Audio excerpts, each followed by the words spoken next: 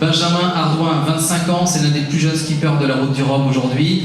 2014, on y est, tu t'attaques à ta première Route du Rhum, première édition, avec deux parrains d'exception, qui ne sont autres que Madame Tabarly, Jacqueline Tabarly, la veuve du regretté Eric Tabarly, et Bob Escoffier, qui sont deux personnes dont on parlera tout à l'heure. L'objectif, c'est de relier Saint-Malo à Pointe-à-Pitre. À Guadeloupe, Pointe-à-Pitre, donc on part de Saint-Malo, on passe la Pointe-Bretagne et après, voilà, il y a plusieurs options, où c'est une route directe, où on descend le long des côtes africaines, voilà, chercher un petit peu ou Madère ou parfois aller jusqu'au Cap-Vert pour récupérer les alizés, traverser sur l'arc antillais et faire le tour de la Guadeloupe par le nord pour une arrivée à Pointe-à-Pitre.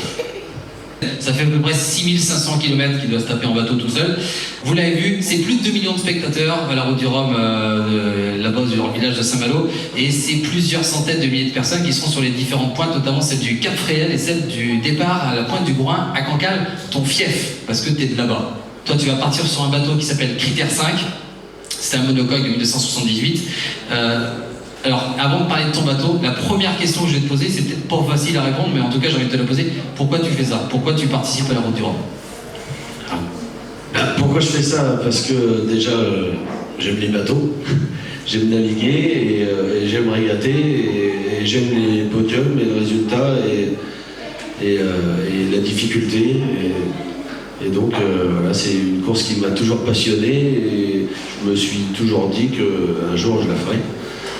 Et depuis gamin, je vois tous ces bateaux partir et ça agace. Et voilà, à un moment, il faut franchir le pas. Donc il y a un an, j'ai décidé de participer à l'édition 2014. Donc, j'ai créé une association voilà, pour pouvoir monter tout ce projet et voilà, réunir toute une équipe et louer ce bateau et préparer pour le départ le 2 novembre. Il y a un élément déclencheur particulier ou pas? Non, j'y pensais depuis un moment. Il y a 4 ans, j'ai préparé un bateau parce que pour moi, c'était de prendre un projet en main tout seul.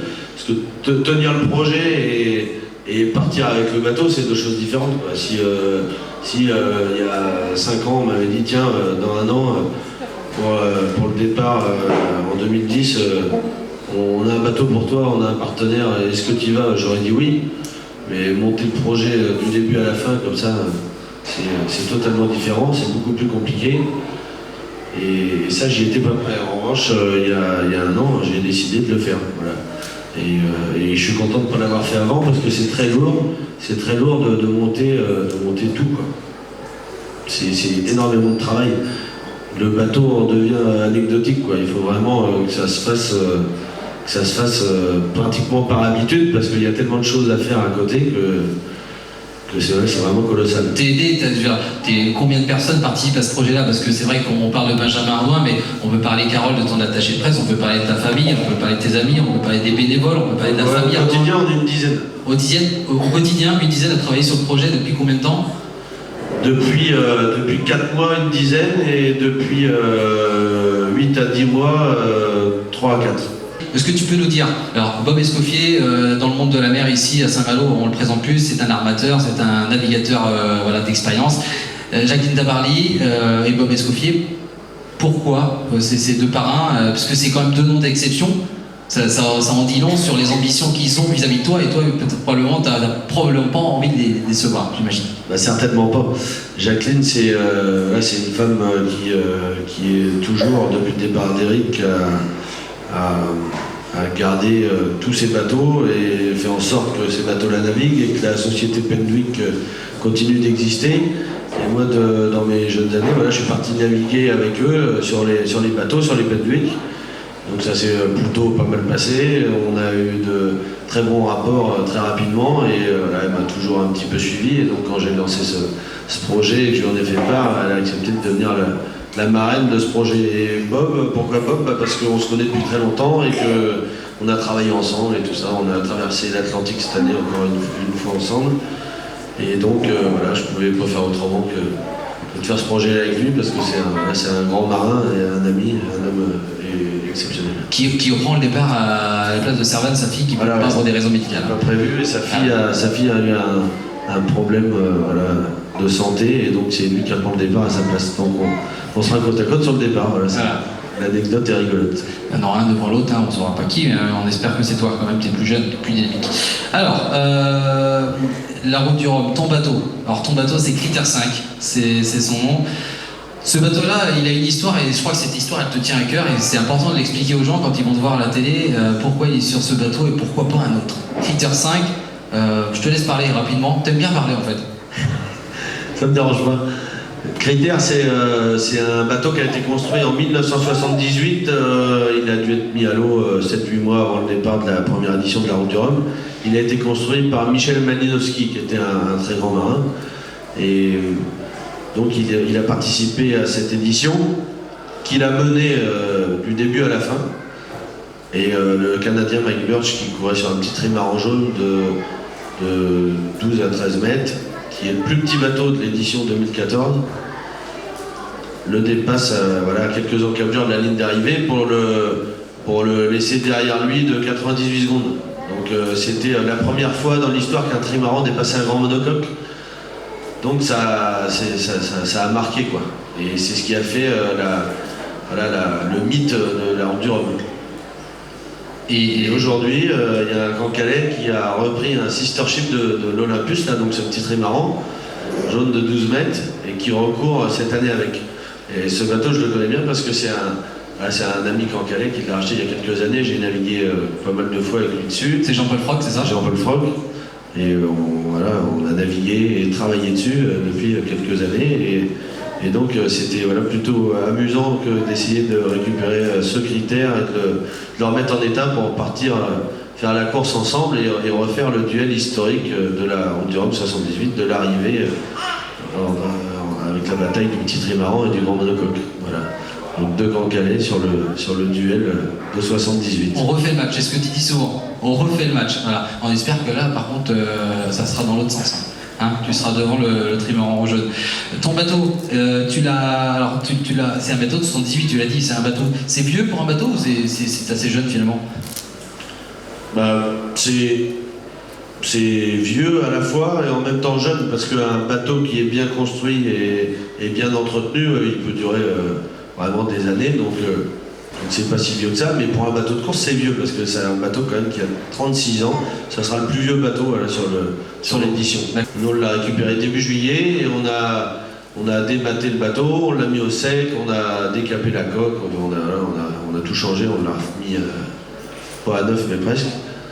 Et repréparation de coque, enduit, peinture, grosse cosmétique, électricité, électronique, gréement, voile, on a tout refait. Voilà, donc là il est superbe et magnifique et prêt à repartir à l'attaque. On te voit comme ça, toi, en tant que skipper, mais en fait, tu mènes le projet de bout à bout. C'est-à-dire qu'en effet, c'est toi qui as poncé ton bateau, c'est toi, on le verra sur des photos tout à l'heure, mais... C'est moi et d'autres, hein, mais oui, on s'est mis à plusieurs, mais ça fait partie de mon métier d'entretenir et de refaire des bateaux. Alors on fait tout de A à Z. À quelle vitesse il va ton bateau? Ça va intéresser les enfants. Vous voulez savoir à quelle vitesse il va son bateau? Ouais. À quelle vitesse quand tu vas à fond?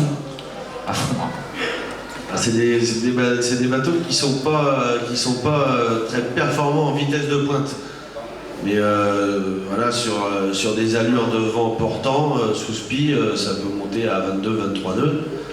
Sur une traversée, ça a plutôt une vitesse moyenne de 8 à 9 nœuds. Quoi. Vous multipliez à peu près par 8 à 9 nœuds, ça fait 18 km/h, si vous voulez. Ah. Donc on sait que c'est des bateaux qui peuvent traverser en une vingtaine de jours. À 9 nœuds, en tout droit, on traverserait en 2 semaines. 15 jours. Et on sait que des fois, il y a des dépressions et on se retrouve face au vent, donc il faut tirer des bords, puisque un bateau face au vent, ça n'avance pas. Et donc on se rallonge un petit peu la route. Donc fatalement, on a un petit peu plus de temps. Donc c'est un bateau qui a mis la première fois 23 jours, il a recouru une autre fois, il a mis 22 jours. Et l'objectif cette année, c'est de mettre 20 jours et moins si possible. Bon, après, ça dépendra beaucoup des conditions de vent. Et a priori, au début, on aura des vents assez forts et le secteur de sud-ouest, donc on partira face au vent avec des bords à tirer, encore une fois. Et donc, c'est bon pour le spectacle, ça. C'est bon pour le spectacle, mais c'est bon pour les bras et c'est pas bon pour la fatigue et c'est pas bon pour les records de temps parce que même pour les grands trimarans, ça va leur faire des manœuvres. Donc, a priori, ils vont passer un petit peu de temps à sortir de la manche, quoi, hein. Théoriquement, on devrait te voir devant. Est-ce que tu emmènes des loisirs? T'aimes lire, t'aimes la musique, t'aimes... non? Est-ce que t'amènes ces trucs? Autoradio et musique, ouais, ça tout le temps. T'as ça? Ouais. Tu manœuvres avec les écouteurs? Non. Ok. Comment tu fais? Outils à bord? Comment ça se passe? Est-ce que tu communiques? Est-ce que tu es un médecin? Tu dois dire attention, ouais, je vais pas bien, je m'enrhume, qu'est-ce que je dois faire? Ou comment ça se passe? Il y a un médecin de course qui suit tous les concurrents. Donc si on a un problème, on envoie un mail, on pose une question, il nous répond, il nous indique ce qu'il faut qu'on prenne, ce qu'il faut pas qu'on prenne. Et puis si c'est plus grave, on téléphone avec notre téléphone Iridium et on a des conseillers médicaux en direct. D'accord, ok. Il y a un micro dans la salle, est-ce que quelqu'un veut poser la première question? Bonsoir. Au niveau du financement, est-ce que vous avez bouclé le financement? Est-ce qu'il reste encore à financer? Uniquement le financement. Bonne question. D'une, j'ai freiné sur les dépenses tout le long. On a attendu de trouver l'argent pour faire les travaux. Et donc cette semaine, on se retrouve à faire sur la fin les derniers préparatifs assez rapidement. Mais on cherche encore de l'argent pour boucler le projet, bien sûr. Parce que les dépenses ne sont pas terminées. Pour l'instant, on ne doit pas être loin d'étaler les dépenses en cours, mais on a encore des dépenses à venir parce qu'il y aura quelques petites choses à l'arrivée, il y aura des billets d'avion à payer, il y aura des frais pour le bateau et pour l'équipe encore à venir. Donc pour l'instant, concrètement, il faudrait qu'on trouve encore 30 000 € à peu près. Est-ce que vous avez le mal de mer? Eh ben, c'est une très bonne question, parce que c'est pas du tout une mauvaise question. Parce que je pense qu'il y a les 3/4 des coureurs qui ont le mal de mer. Il y a beaucoup de monde qui a le mal de mer. Il y a, mettons, Franck Camas, c'est quelqu'un qui a tout le temps le mal de mer. Mais le mal de mer, c'est pas parce que t'es malade et que tu vomis que tu vomis une fois et tu continues à faire ce que tu as à faire. Donc les meilleurs ont le mal de mer.